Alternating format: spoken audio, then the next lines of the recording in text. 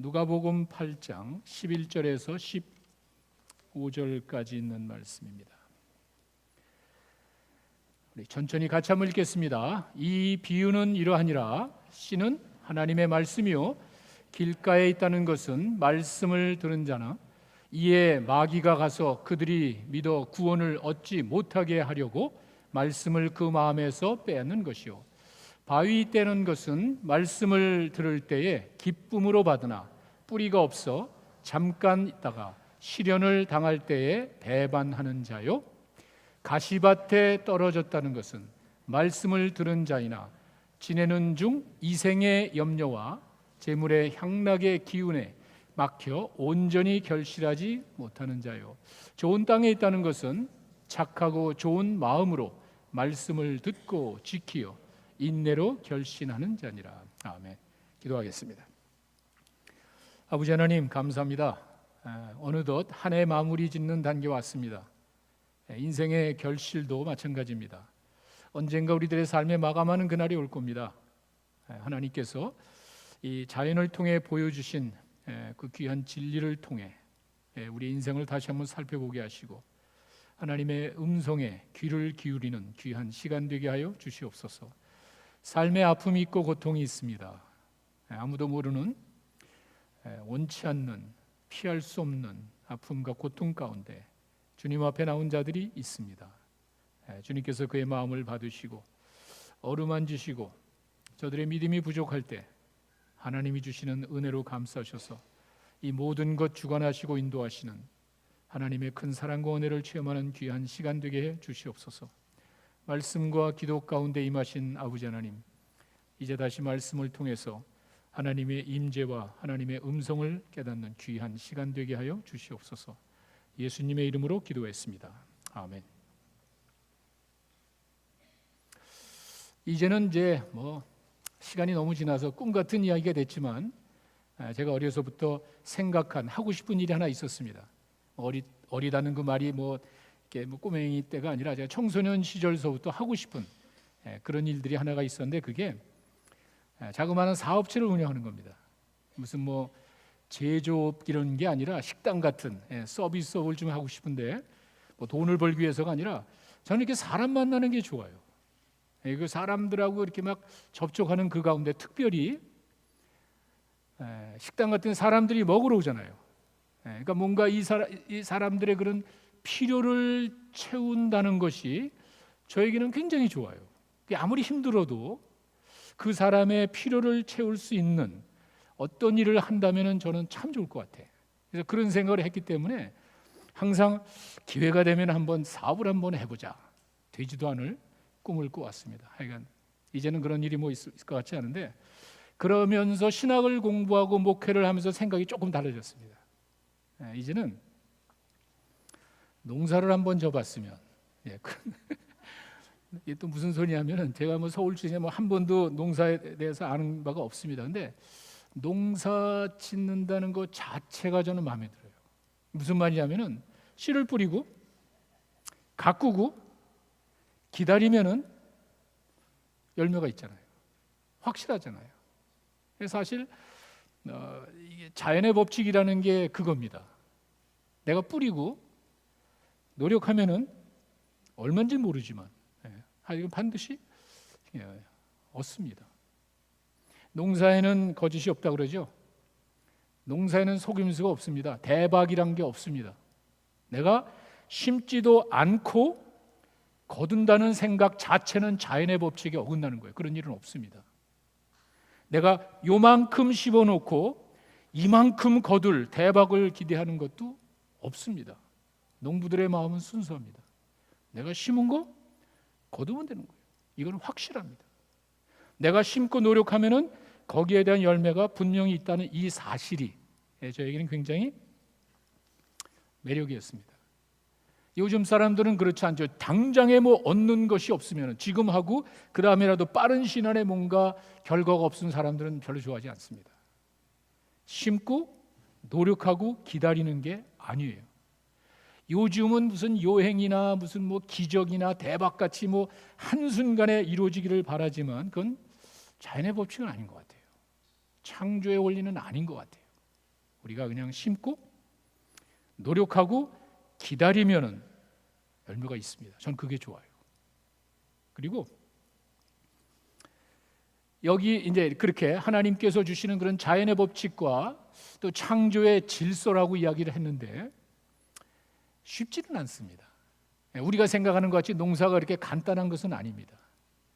사실 농부가 씨를 뿌리고 열심히 노력하지만 그것으로 되는 건 아닙니다. 또 다른 변수가 있습니다. 하나님께 맡기는 거예요. 농부들은 그것을 하늘을 바라본다 그래요. 하늘을.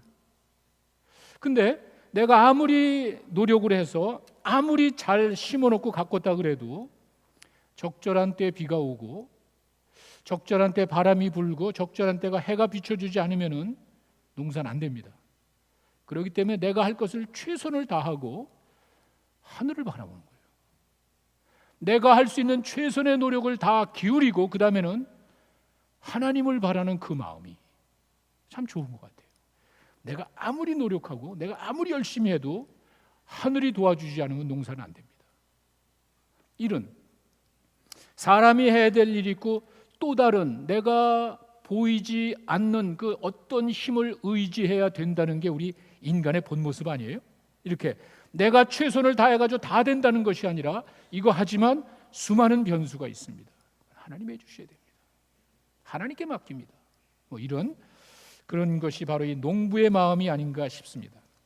콩을 심으면은요, 콩이 나오는 거예요. 여기에 무슨 변수가 있습니까? 내가 팥을 심으면은요, 팥을 거두는 거예요. 내가 심지 않았으면은요, 기대할 게 없는 거예요. 당연한 거예요. 근데 요즘 그렇지 않잖아요. 내가 좀 이상한 씨앗이 잘못됐다든지 이상한 걸 심었다면은 열매는 없는 거예요. 내가 정말 최선을 다해서 뿌렸다면은 결과는 분명한 거예요. 이게 농사의 원리고 자연의 법칙인데 성경은 우리 그리스도인의 삶을 그렇게 표현합니다. 제가 농사를 짓고 싶다는 게 다른 것이 아니라 우리 그리스도인의 삶이 농사의 원리와 똑같아요. 성경이 그래서 우리 크리스천들을 농부의 삶으로 비유하는데 야고보서 5장 7절에 가시면은요 이런 말이 있습니다. 그러므로 형제들아 주께서 강림하시기까지 참아라. 주께서 강림하시기까지 참아라. 기다리란 말이죠. 농부가 땅에서 나는 귀한 열매를 바라고 길이 참아서 이른 비와 늦은 비를 기다리느니 너희도 길이 참고 마음을 굳건하게 하라. 주의 강림이 가까우니라. 보세요. 내가 씨를 뿌리고요 가꾸고 난 다음에는 기다리는 거예요.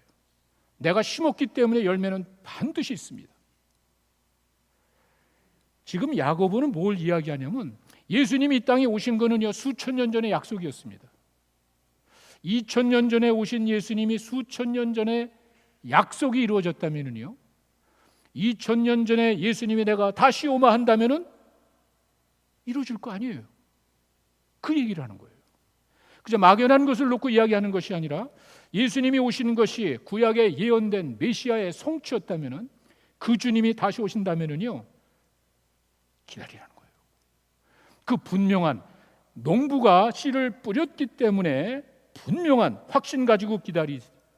마찬가지. 우리 그리스도인의 삶도 하나님이 말씀하셨으면은 반드시 이루어집니다. 기다리라는 거예요. 농부의 심정으로 기다리는. 농부는 확실하죠. 내가 심었기 때문에 반드시 거는다는 확신 가지고 기다리듯이 하나님의 말씀이 분명히 이루어진다는 사실을 믿고 기다리는 여러분 되시기 바랍니다. 농사의 원칙이 크리스천 라이프에 똑같이 적용이 됩니다. 또 있습니다.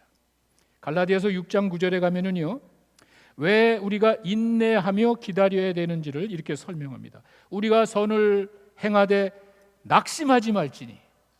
정말 그렇잖아요. 내가 생각한 대로 안 될 수도 있습니다. 여러분 기도 응답 안 되잖아요. 아니 기도 응답이 늦을 수도 있잖아요. 하나님을 위해서 성실히 일을 한다고 반드시 보상이 있는 게 아니잖아요. 내가 열심히 말씀대로 순종하며 산다고 그 다음날 여러분 사업이 잘 되고 아니잖아요. 그렇게 안 될 수도 있잖아요. 그럴 때 여러분 기억하십시오. 선을 행하되 낙심하지 말지니 포기하지 아니하면 때가 이름에 거두리라. 농부가 농부를 염두에 두는 거야. 농부가 아무리 내가 심고 마음이 조급하고 당장 먹을 게 없다 그래도 그 다음날 열매가 이루어지는 것은 아니에요. 기다리셔야 돼요. 우리 크리스천 라이프가 그래요. 내가 선을 행하면서 내 눈에 바로 내가 원하는 결과와 내가 원하는 그런 일들이 일어나지 않을지라도 포기하지 않으면, 내가 심었기 때문에, 선한 일을 심었기 때문에 포기하지 않으면 반드시 거둘 것이야.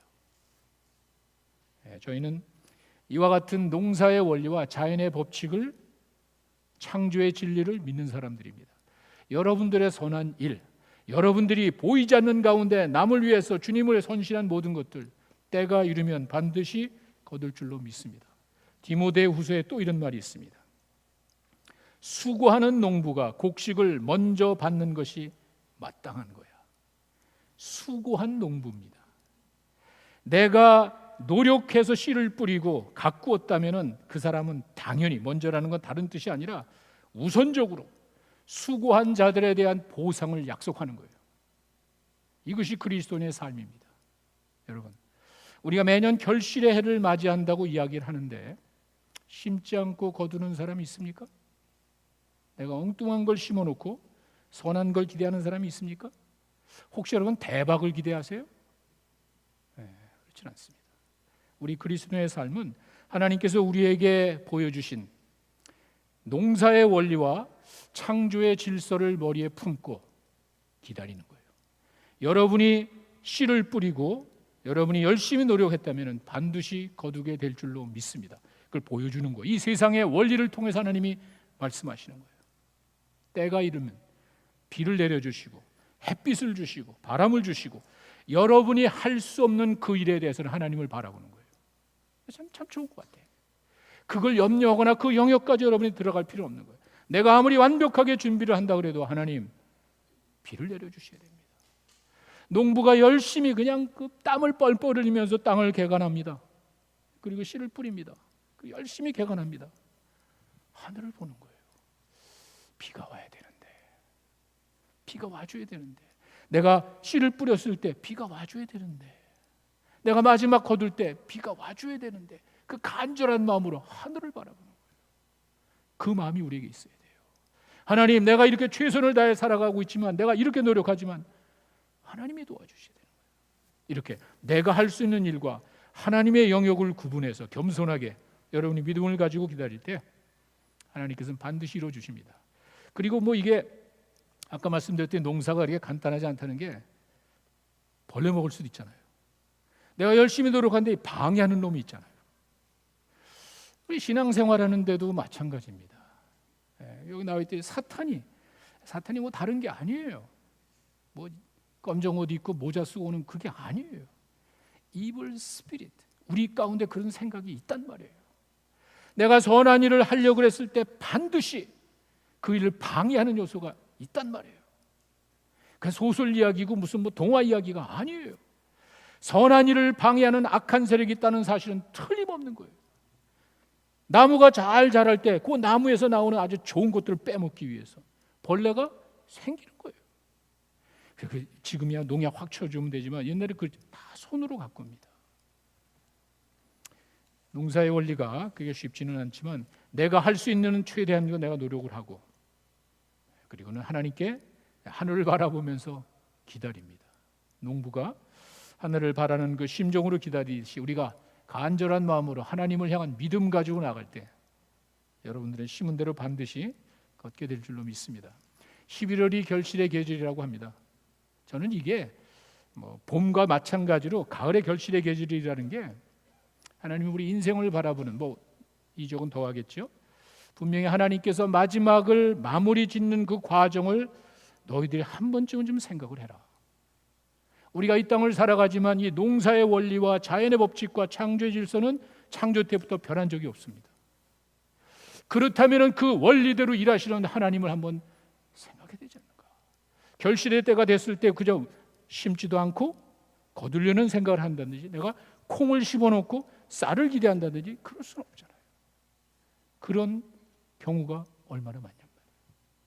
우리의 마음속에 부패한 생각이 그렇게 심은 대로 걷는 자연 원리를 벗어나는 경우가 얼마나 많냔 말이에요.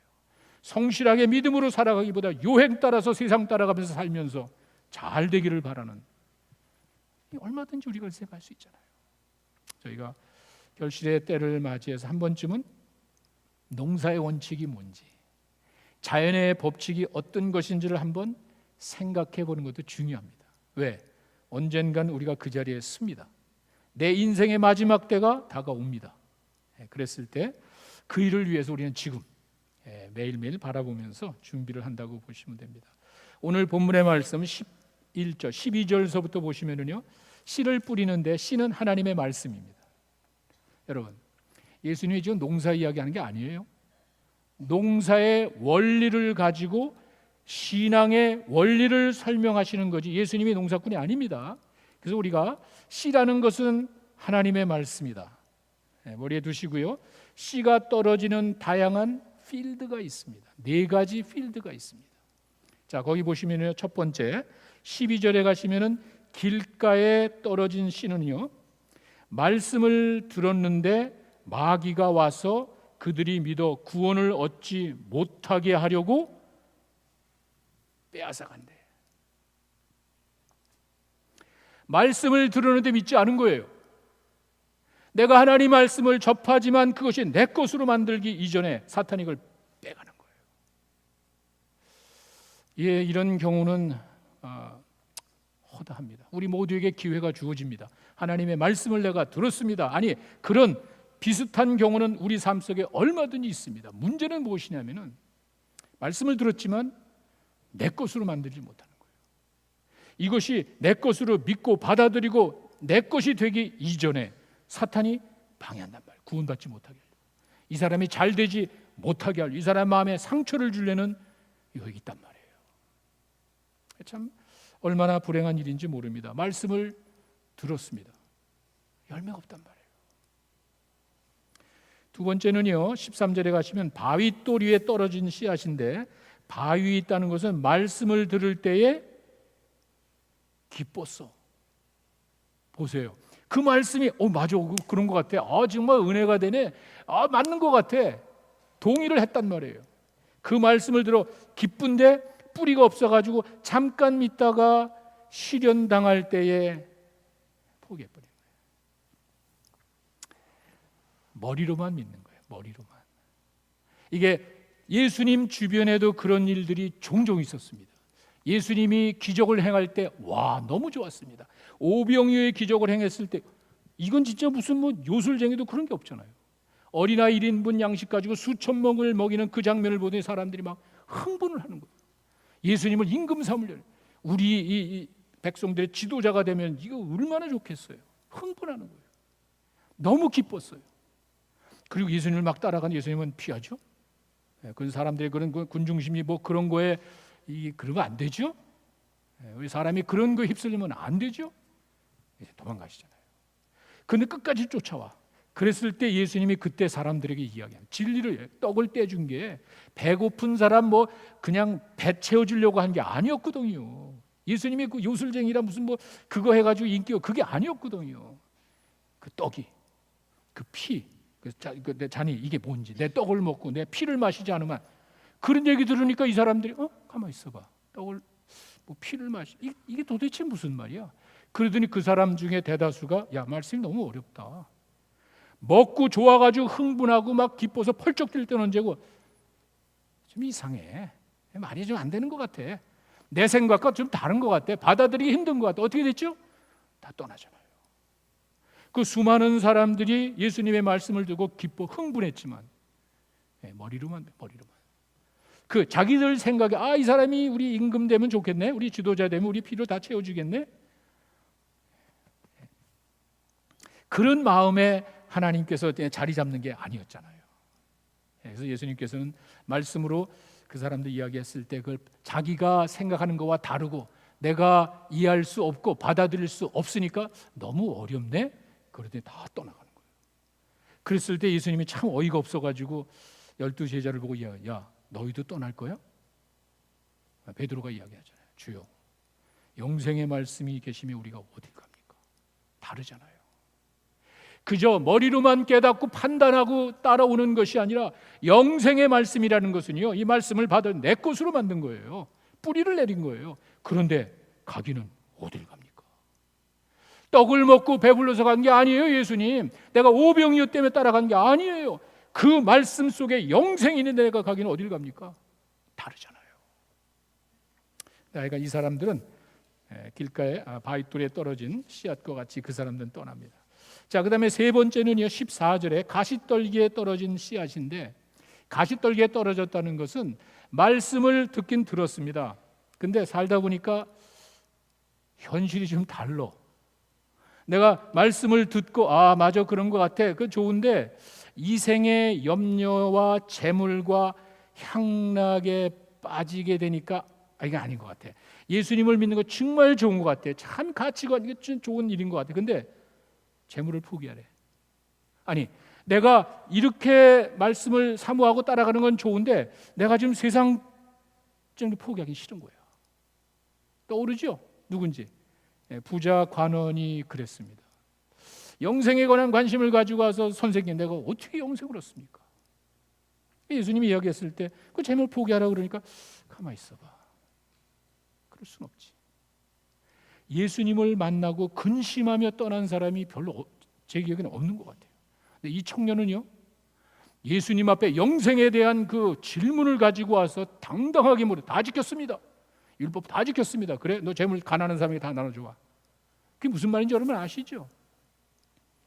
내 눈앞에 보이는 것만 바라보는 사람이기 때문에 포기를 못하는 거예요. 그러나 이것이 전부가 아니고 또 다른 삶이 있다는 영생, 자기가 말한 그 영생을 바라보는 눈이 있었다면요, 이거 아무것도 아니죠. 내가 이것 때문에 살아가는 게 아닌데, 그런 사람이 있단 말이에요. 이 세상이 전부라고 생각하는 사람이 있단 말이에요. 이 세상 것을 포기하고 싶지 않은 그런 마음이 있어요. 우리 사람들 누구나 다 있는 거예요. 근데 우리의 눈이 이 세상을 초월한 하나님의 또 다른 세계를 바라보고 또 다른 삶의 맛을 보게 되면은요, 별 문제 없죠. 근데 이 부자, 이 관원은 거기까지 가지를 못했습니다. 예수 믿고 따라가는 건 좋은데 이 생의 염려와 재물과 이거 포기하고 싶지는 않은 거예요.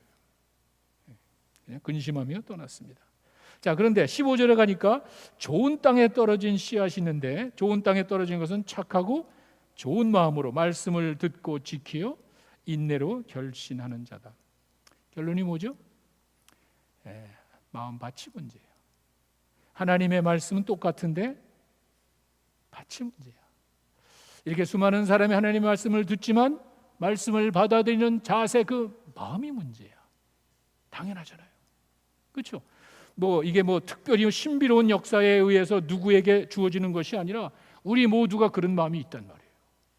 결실을 맺으려면은 이렇게 똑같은 씨앗이 다양한 밭에 떨어졌을 때 어디에서 열매를 맺는지는 자명한 사실이에요. 밭이 좋아야 돼. 기본이에요. 근데 거기에는 몇 가지 조건이 갖추어져야 됩니다. 마음의 밭이 좋아야 된다는 건 첫째, 우리말 성경에는 착하고 좋은 마음이라고 되어 있죠. 영어 성경을 보니까 noble and good heart 이렇게 돼요. noble and good heart. 제가 원어로 찾아보니까 noble이라는 고결하다는 그 말보다 좀 더 우리가 직접 와닿는 것이 honest and good heart 이렇게 돼 있어요. 예수님께서 마음의 밭이 중요하다고 이야기했을 때 가장 기본적으로 열매가 맺기 위해서는요, 마음의 밭이 honest, good heart 기본이에요. 당연하죠. 일단 밭이 옥토와 같이 깨끗해야 열매를 맺는다는 건 당연한 거예요. 근데 정직해야 돼요. 가장 기본적이 하나님 앞에 정직해야 돼요. 정직이라는 단어는요, 인격체, 그러니까 내가 한 인격체를 두고 내가 정직이라는 말을 쓰지, 비인격체는 그런 말을 쓰는 게 아니에요. 이 말은요, 하나님 앞에서 살아계신 인격체로 하나님을 놓고 내가 정직해야 돼요. 그게 깨끗한 마음밭이에요. 정결한 영이라는 게 바로 그거예요. 하나님 앞에서 우리들의 모습을 살펴볼 때 이 사람들의 그 부패하고 더러워진 이 마음을 전제로 하는 거예요. 이게 무슨 말이냐면은 우리 기독교의 진리가 거듭난다 그래요. 거듭난다. 이게 여러분 잘 이해하셔야 돼요. 무슨 신비로운 역사가 아닙니다. 제가 우리 생명의 삶 할 때 구원, 이제 영생 얻는 것을 어떤 개념, 비종교적인 용어로 생각한다면은요, 의식의 변화입니다. 의식의 변화. 보세요. 내가 거듭난다는 거는요, 태어날 때부터 인간은 그냥 악한 성품이 있어요. 우리는 자연스럽게 거짓말하고요, 어디 학교에 가서 배운 것도 아닌데 자연스럽게 거짓말하고 남 속이고 미워하는 것이 그냥 인간의 본성이에요. 그냥 그렇게 돼 있습니다. 아담의 범죄 이후에 인간의 마음속에는 내 욕심대로 살고 그냥 있는 거예요. 거듭난다는 거는요, 그 의식이 바뀌어야 되는 거예요. 근데 그 의식이 바뀌는 게 내가 돌을 닦아서 되는 게 아니에요. 내가 노력해가지고 뭐 그게 아니에요. 우리 기독교 진리는 그렇게 해서 내가 의로워지는 게 아니에요. 도움이 외부에서 옵니다. 내가 그런 나쁜 성품이 있고 내가 그런 잘못된 생각이 바뀌어서 내가 예수님을 영접한다는 거는요, 나의 죄를 위해서 대신 죽으신 구세주만이 아니라 그 죄 문제는 해결해야 돼요. 여러분이 믿거나 말거나 여러분 죄, 지금 제가 얘기한 게 그냥 심은 대로 걷는 거예요. 여러분 이 땅에서의 그냥 삶의 결과가 이 땅에서 없어요? 그럼 다행인 줄 아세요. 감사한 줄 아세요. 있단 말이에요. 심은 게 어디 가냐는 말이에요. 그래서 이 땅에서의 모든 삶을 평가하는 그날이 온단 말이에요. 그래서 우리가 예수님을 믿으면은요, 그 예수님이 그 나의 죄 문제를 대신 해결해 주셨잖아요. 내가 그 예수 믿으면 된대. 그게 복음 아니에요? 그래서 예수님을 내가 구세주로 영접한다는 건데 그것뿐만이 아니죠. 그렇게 내가 구원받는 거에 머물면 안 되죠. 내 삶을 이끌어 주실 마스터, 로드, 주인으로 영접하는 거예요. 거듭난다는 것은 그게 다른 게 아니에요. 내 생각이 잘못됐기 때문에 나의 모든 죄를 예수님이 대신 다 해결해 주셨고 내가 예수님을 나의 구세주로 믿고 이제는 내 주인으로 모십니다. 내가 할 수 없는 그 일을 내가 이 세상 살면서 완벽할 수 없잖아요. 예수 믿는다고 여기 뭐 깨끗하고 그지만 그거 없잖아요. 그리고 그 수준은 하나님 수준에 가야 되는 거예요. 어느 사람의 기준을 그게 아니잖아요. 하나님의 기준에 하나님의 영광에 도달하기 위해서는 사람이 어떻게 하냐면 안 되는 거예요. 예수님이 그걸 이루신 거예요. 그 예수님을 믿고 그 예수님을 나의 구세주로 내 죄를 용서해 주시고 나의 주인으로 영접하면은 성령이 오신다 그러잖아요. 그분이 하시는 거예요. 뭐 어려운 이야기 아니야. 저도 그래요. 지금도 거짓말하고 지금도 뭐 제 마음속에 잘못된 건 많아요. 그런데 좀 다르죠. 이전에는요, 제가 내 생각대로 내 그냥 원하는 대로 살면 되잖아요. 왜? 내가 주인이니까. 누가 뭐라 그럽니까? 아무도 나를 간섭할 사람이 왜? 내가 주인이니까. 그런데 예수님을 영접했단 말이에요. 나를 위해서 돌아가신 예수님 나의 구세주와 주님이 되셔서 나를 인도해 주십시오. 이게 무슨 말이냐면 나의 이 부패한 성품을 좀 하나님이 인도해 주세요. 그리고 성령께서 정말 내 삶 속에 들어오시니까 좀 다르잖아요.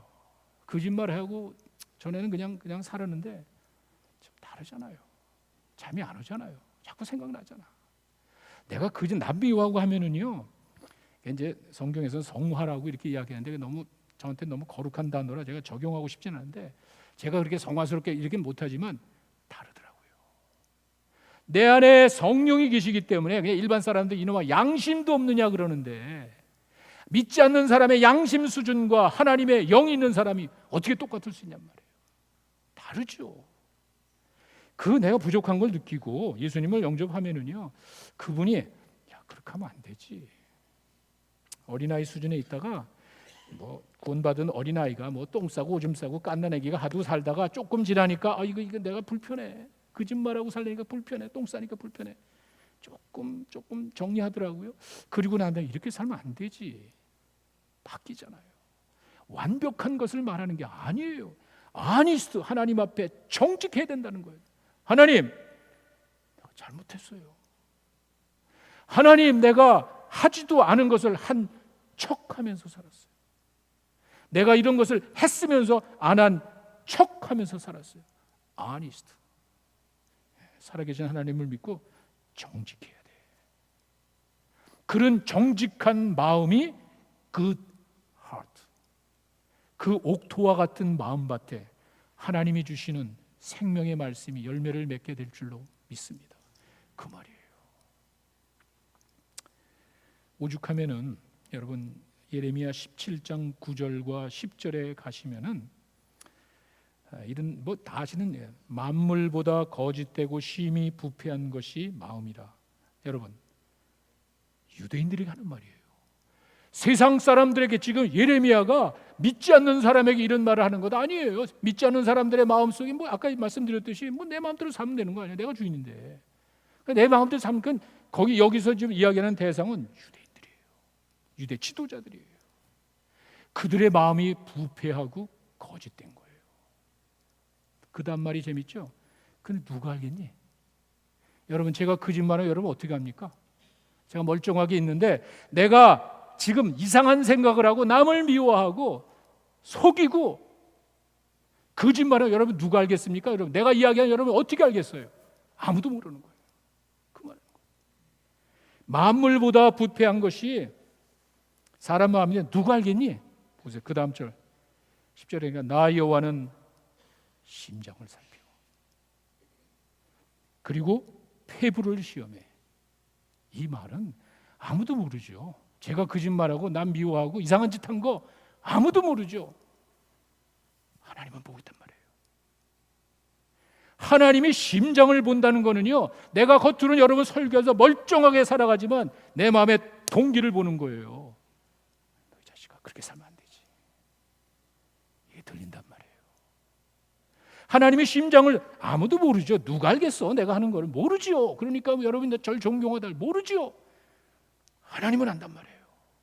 하나님이 심장을 그냥 마음 중심 정도와 심장이라는 것은 마음의 생각과 행동을 주관하는 그냥 단순히 오간 그게 아니라 모든 행동의 근원이 되는 그거를 하나님이 본단 말이에요. 폐부라는 건 그냥 뱃속이라는 생각 이런 거의 비슷한 말이에요. 마음 속을 본단 말이에요. 내 속을 꿰뚫어 보는 분이 있단 말이에요. 우리 그런 걸 의식해야죠. 사람들은 모르겠지만 그 내 심장을 꿰뚫어 보면서 내 이 뱃속을 다 들여다보는 분이 그 행위와 행실대로 보호한단 말이에요. 자, 여러분들이 아까 제가 말씀드렸죠. 선을 행하되 낙심할 때가 많잖아요. 내가 누가 알아주냔 말이에요. 정말 그런 분 많아요. 이게 지금 우리가 이렇게 돌아가는데 보이자 주일학교 주차 말할 것도 없어. 하여튼 보이자든 가운데 수고하는 많은 분들이 있잖아요. 그냥 돌아가는 게 아니잖아요. 그러나 그런 모든 것을 누가 알겠냔 말이에요. 하나님이 하시는 거예요. 그 눈물의 수고를 하나님이 하시는 거예요. 반대로 honest, 하나님 앞에 정직해야 돼. 아무도 몰라.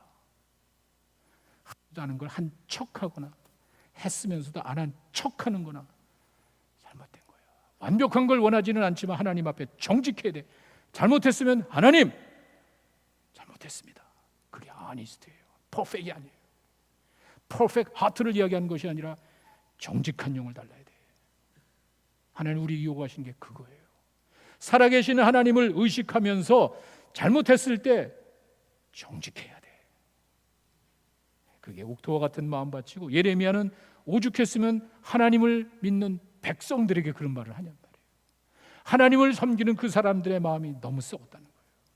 근데 하나님은 마음 중심을 보고 있어. 그것도 심장과 이 뱃속을 들여다보고 있다는 거예요. 그리고 그대로 갚아준다는 거예요. 하나님의 말씀을 어떻게 받아들이느냐가 바로 신앙의 정도예요. 심각하게 받아들이고 그 앞에 엎드리든지 아니면 그냥 사시면 돼. 그러나 결과는 반드시 있습니다. 꼭 기억하십시오. 그 사실을 깨달은 사람이 바로 다윗이에요. 다윗은 하나님의 마음에 합했다 그래서 정말 참 순진한 사람이에요. 이 사람 같은 정말 우리 인간의 모든 그런 순수함을 다 가진 사람인 것 같아요. 예수 믿는 사람이 그런 모습인 것 같아요. 하나님의 마음에 합했다고 이야기하는데 그것도 죄를 짓더라고요. 이 사람이 목동이었다가 왕까지 되는 과정에 보면요, 일 있을 때마다 여호와께 여짜오 가라되, 여호와께 여짜오 가라되, 항상 하나님을 의지하던 사람이 유혹이 왔을 때는 하나님이 안 보이잖아요. 그리고 내 그 유혹을 합리화시키기 위해서 죄를 더 짓잖아요. 사람을 죽여버리잖아요. 이게 인간이에요. 하나님 버리셨나요? 에이 더러운 놈아, 내가 너를 그렇게 했는데 네가 이놈아 나에게 그래 이 나쁜 놈아, 그리고 네가 사람을 죽여? 그것도 막 거짓말해가지고 사람을 죽이, 이 나쁜 놈아. 아니잖아요. 우리 하나님 그런 분이 아니잖아요. 잘 보세요. 시편 51편의 그 내용은 정말 주옥 같은, 이게 사람이 하는 게 아닌 것 같아요. 다윗이 똑똑해도 그런 말 나올 것 같지가 않아요. 정말 하나님이 그 회개하는 자의 마음을 그렇게 표현하도록 주신 것 같아. 시편 51편 전체가 정말 참 아름다운 그 참회와 회개의 내용을 그대로 담아준 참 멋진 글인데, 그 중에 특별히 10절에 이게 핵심이에요. 하나님 내 속에 정한 마음을 창조하시고, 제가 이걸 정말 무뎌서 표현 못하겠는데 정말 읽기가 부끄러울 정도예요. 보세요. 정한 마음이라는 거는요, 어떠한 유혹에도 흔들리지 않는 깨끗한 마음을 말하는 거예요. 내가 한번 죄를 짓고 부끄러운 더러운 짓을 졌기 때문에 내 안에 그런 게 없다는 거예요. 창조해달라는 거예요. 그냥 만들어주는 게 아니에요. 그냥 달라고 한 게 아니에요. 그냥 실험실에서 그 머티리얼을 집어넣고 뽑아내는 게 아니에요. 아무것도 없다. 창조는 무에서 유를 만드는 거예요. 다윗의 마음속에는 내 안에 이 더러운, 이 부끄러운 생각 때문에 정한 마음이, 유혹에 넘어가지 그 깨끗한 마음이 아예 없다는 거예요. 야, 정말 하나님, 내가 이렇게 유혹에 쓰러지지 않을 수 있는 그런 유혹에도 깨끗한 마음이 없습니다. 그거를 창조해 달라는 것이고, 더 놀라운 거는요, 정직한 영을 새롭게 해달래. 거짓말했잖아요.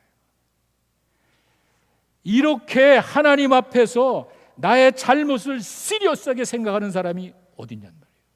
죄 안 지려고 자랑하지 마세요. 가만히 보면은요, 의롭다고 하는 사람이 얼마나 많은지 모르겠어요. 내가 저 사람보다 낫겠지. 자기 눈에는. 하나님 앞엔 그게 아니에요. 하나님 앞에서는요, 도토리 키재기야.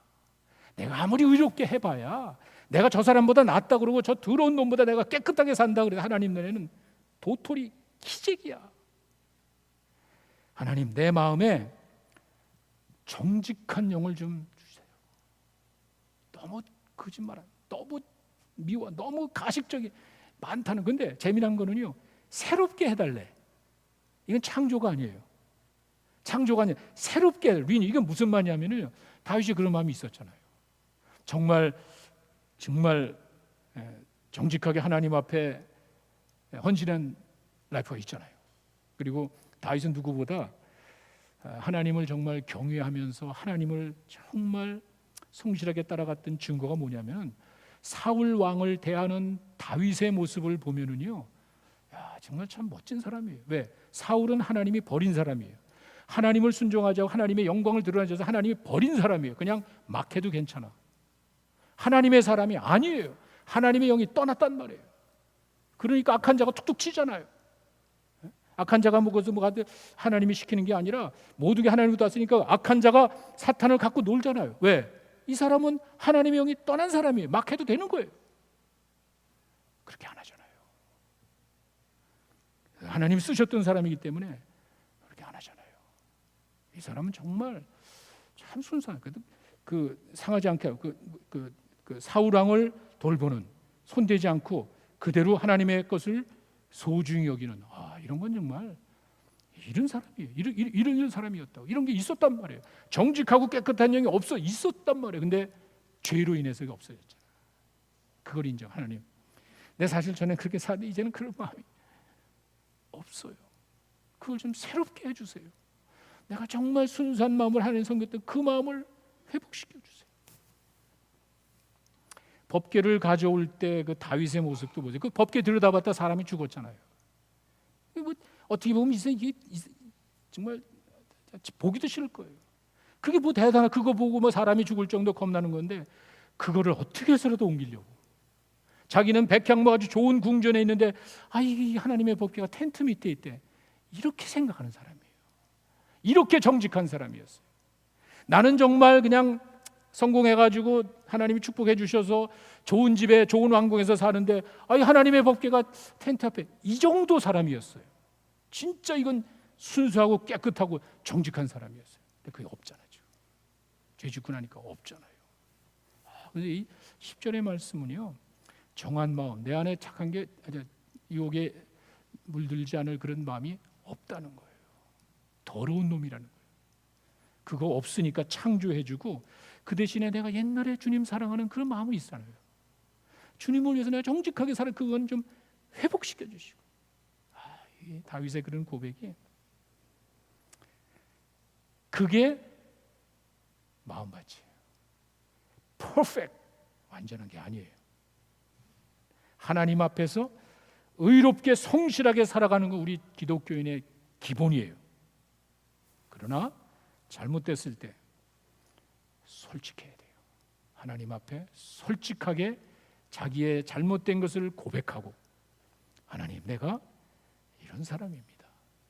그거 원하시는 거예요. 그러면은 다윗을 그렇게 됐다고 하나님께서 다윗을 그냥 버리셨나요? 아니지요.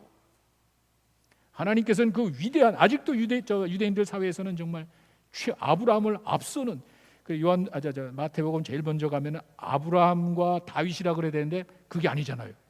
다윗과 아브라함의 자손이, 이게 그냥 나온 게 아니에요. 아직도 유대인들 가운데 최고로 위대한 사람이 다윗이에요. 간음하고 살인한 사람을 최고로 본단 말이에요. 왜? 하나님 인정하니까. 하나님이 그런 분이에요. 내가 깨끗하고 성실하게 살아가는 것도 중요하지만 더 중요한 거는 솔직해야 돼요. 정직한 영이 있어야 되는 거예요. 하나님 앞에. 다윗은 그런 마음 가지고 살았던 사람. 자, 이 마음의 밭이 그렇게 중요합니다. 착하고 정직한 정결한 마음. 또 하나는요, 말씀을 듣고 지키는 마음입니다. 이게 영어로 보니까 holding fast 이렇게 돼 있는데 꽉 붙드는 거예요. 꽉 붙드는 거. 신앙의 삶이 이렇게 쉽지가 않잖아요. 살다 보면 어려운 일 많죠. 내가 원하는 대로 되지도 않을 뿐더러 나는 잘하는데 오히려 어려운 일이 더 많이 생길 수도 있잖아요. 내가 잘해보려고 그러면은요, 더 큰 일이 참 이상해 더 있단 말이에요. 어떻게 합니까? holding fast, 꽉 쥐고 계셔야 돼요. 그 마음밭을 하나님께서 요구하는. 어린아이랑 같이 놀러 갈 때 여러분, 여기 우리 체육관에다 이렇게 풀어놓으면은 손잡을 필요 없잖아요. 이러면 여기 뛰고 공 갖고 막 놀고 막 난리야, 막 놀잖아요. 그런데 만약에 모래 아주 복잡한 데 갔거나 다운타운에 막 복잡한 동네 가면은요, 그 아이가 혼자 막 뛰어노는 게 아니잖아요. 겁이 나니까 아버지한테 와서 손을 꽉 주잖아요. 막 가다가 막 옷이 부닥쳐가지고 막 스치고 넘어갈 정도가 되면은 더 꽉 쥐지 손을 놓지는 않습니다. 내가 어려움이 닥쳤을 때는 더 꽉 쥐어야지 손을 놓으면 안 되는 거예요. 그게 사는 길이야. 이놈이 아버지 손을 그냥 꽉 쥐고 있단 말이에요. holding fast. 예수님은 이거를요 쉽게 설명을 했습니다. 산상수훈에 마태복음 7장 24절에 가면은 산상수훈의 그 좋은 이야기를 다 하시고 난 다음에 마지막에, 그러므로 누구든지 나의 말을 듣고 행하는 자는, 하나님의 말씀을 듣고 누구나 다 행하는 건 아니에요. 내가 정말 사랑하고 내가 믿으면은 행하는 거지, 아무나 행하는. 그래서 아는 거와 믿음의 차이가 그거라 그랬죠. 아는 거는 지식은 많을지 모르지만 믿음은요 행하는 거예요. 알고 있는 것을 내가 행하는. I love you 말로 하면 안 되는 거예요. 내가 지금 I love you를 보여줘야 그게 진짜 사랑을 표현하듯이 우리 믿음도 그런 거예요. 그래서 예수님이 이 말을, 산상수훈의 그 기가 막힌 이야기를 끝나고 난 다음에 듣고 행하는 자는 반석 위에 지은 것 같대. 지혜로운 사람이야. 평소에 모르잖아요. 여기 다 믿음 좋고 다 좋은 사람 같잖아요. 누구 앞에서 탁 쳐보세요. 사탄이 한번 콕 찔러보세요. 내 삶에 내가 원치 않는 일이 한번 생긴다고 생각해 보세요. 어떻게 하냔 말이에요. 그럴 때 하나님의 말씀을 듣고 기뻐서 그냥 넘어가는 것이 아니라, 뿌리가 없어 그냥 넘어가는 것이 아니라 그 말씀을 그대로 믿고 순종하며 뿌리를 내린 사람, 아무리 흔들도 괜찮잖아요. 아무리 삶에 어려움이 온다 그래도 뿌리가 딱 주님 안에 있기 때문에 믿고 실천하는 거예요. 내 말을 듣고 행하는 사람은 아무리 바람 불어도 반석 위에 세운 같이 튼튼하잖아요. 생명력 있는 믿음이 그거 같아요. 우리가 듣고 말씀을 듣고 행한다는 거는요, 믿음의 표현이 그 행한다는 그 말 안에는요, 말씀에 대한 그 생명력을 말하는 것 같아요. 그게 내 삶 속에 막 살아 역사하니까 실천하는 거예요. 이게 내 말씀이 죽을 수도 있거든요. 여기서 여러분 예배드리는 분은 아마 잘 모를 텐데, 지난주에 우리 본당 화장실 다 못 썼어요. 화장실 부엌 다 못 썼어요. 하수도가 막혀가지고. 나중에 발견한 건 뭐냐면은, 참 신기해. 나무 뿌리가 땅 속에 있는 그 하수도 그 공기통에 그 물이 이렇게 흐르는데, 나무 뿌리가 옆에, 여기 공기통에 나무 뿌리가 이렇게 가가지고 그 물이 있으니까 그걸로 치고 들어간 거예요. 이 땅 속에 있는 그 파이프 관을 치고 들어간 거예요. 그게 생명력이에요. 이 뿌리가 어디로 가냐면은요, 물을 찾아가는 거예요. 수맥을 찾아가는 거예요. 생명력이에요. 내가 말씀을 듣고 행한다는 거는요, 생명력을 말하는 거예요. 찾아가는 거예요. 대단해요. 우리 양종현 형제랑 몇몇 우리 김창현이 몇 번째 도와줘서 다 고쳤어요. 제가 그 뿌리가 그 파이프를 뚫고 들어가는 그걸 보면서, 이 뿌리가 내려가는 거, 그 물을 찾아가는 그 뿌리, 이게 하나님의 말씀을 믿고 그 생명을 표현한 그런 마음이 아닌가, 하여튼 그런 생각이 들었습니다. 자, 이와 같이 하나님의 말씀을 듣고 순종하는 사람이 그 말씀이 내 것으로 되기 때문에 붙드는 거예요. 말씀을 어려울 때 붙드는 거예요. 그냥 포기하는 것이 아니에요. 끝까지 붙드는 거예요. 어려운 가운데 더 환난이 왔을 때는요, 이거밖에 없어요. 생명력이, 이 말씀이 소중한 것이라면 포기할 수 없잖아요. 붙드세요. 끝까지 믿음으로 붙들고 나갈 때 그 가운데서 하나님이 열매를 주실 줄로 믿습니다. 마지막 세 번째는요, 끝까지 인내하는 마음입니다. 영어로 보니까 preserving이라고 되어 있는데, 견디는 거예요. 견디는 거. 붙드는 정도가 아니라 끝까지 기다려야 돼. 어려움을 헤쳐나가야 돼. 이게 농부들은 그와 같은 일들을 잘 압니다. 그런 어려운 그런 비가 오고 또 가물고 그런 모든 과정을 반드시 거쳐야 된다는 사실을 농부들은 알아요. 때가 필요하다는 사실을 농부들은 알아요. 이거 심고 내일 모레 걷지 않는다는 사실을 농부들은 압니다. 왜? 자연 법칙이니까. 창조의 원리니까. 우리도 마찬가지예요. 하나님의 말씀이 그대로 이루어진다고 본다면은요, 끝까지 붙들고 그 다음에는 기다리는 거예요. 근데 기다리다 보면은 조금씩 달라져요. 내가 처음에는 이거 힘들어가지고 언제까지 기다려야 되는데, 그 말씀을 붙들고 인내하며 기다리다 보면은 새로운 것들이 보여요. 그 기다리는 그 믿음 가운데 하나님이 새로운 힘을 주시는 것 같아요. 이게 사도 바울이 그런 이야기를 하거든요. 디모데후서 4장 7, 8절에 내가 선한 싸움을 싸우고 달려갈 길을 마치고 믿음을 지켰노라. 저는요, 선한 싸움 저도 합니다. 제가 공연히 호의받고 내가 하여튼 믿음에 살다 보니까 유혹을 이겨야 되고 하지 말아야 되고 하지 말아야 되고 하여튼 선한 싸움이 있어. 저도 싸우고 있어요. 그리고 제 달려갈 게 다 하고 있습니다. 하여튼 최선을 다하고 있습니다. 제가 하나님이 나에게 주신 걸 하고 있어요. 근데 믿음을 지켰을까? 내가 정말 믿음대로 했나? 이건 아닌 것 같아요.